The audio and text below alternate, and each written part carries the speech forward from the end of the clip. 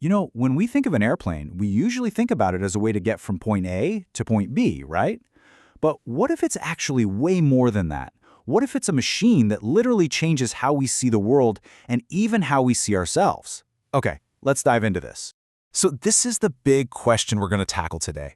We're going to look at this incredible machine, not as a bus with wings, but as a kind of lens, a device that gives us a totally unique perspective. But whose perspective is the right one? And believe me, their answers could not be more different, and they tell a pretty fascinating story. We're going to explore three completely distinct visions of what the airplane reveals. One that's all about humanity, one about pure sensation, and one about the systems we build. So, let's start with the poet.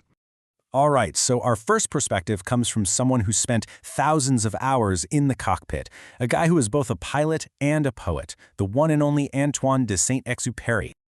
See, for Saint-Exupéry, the airplane wasn't just some cold machine.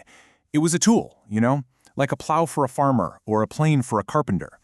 It was something that brought him face to face with the really old fundamental problems of being human, because it forced him to struggle against an obstacle, the Earth itself. And this is where his whole philosophy really takes off. I mean, just picture it. He's up there, alone, and below him is this vast, dark ocean of shadow.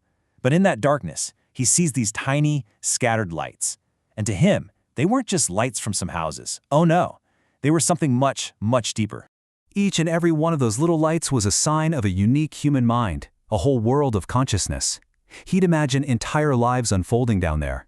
In one little flame, someone was discovering something new. In another, someone was falling in love.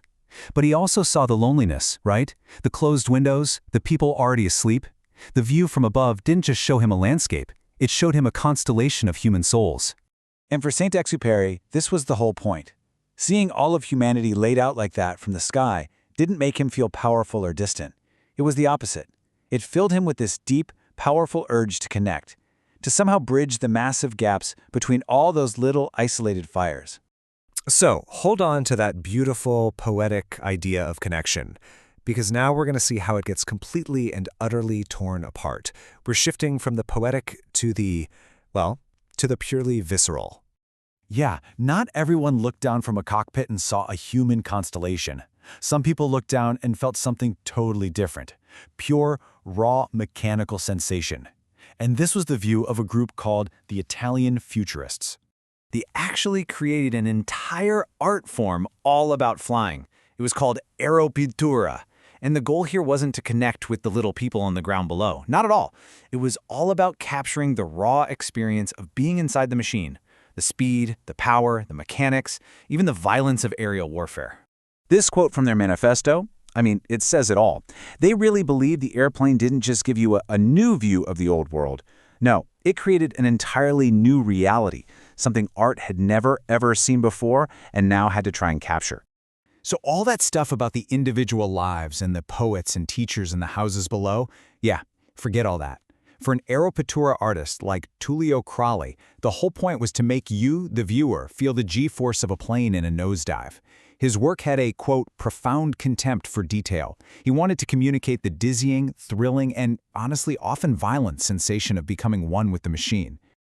So the contrast here couldn't be more stark, right? For the poet, the plane reveals our shared humanity. For the artist, it's a way to escape that humanity altogether and just embrace the thrill of a brand new technological reality. Okay, so we've got connection and we've got sensation. But what happens when the machine that gives us both of those things just stops working? We all lived it. During the pandemic, for the first time in generations, the entire global aviation system just ground to a halt. And this crazy event gave us a third and, maybe the most revealing perspective on the airplane.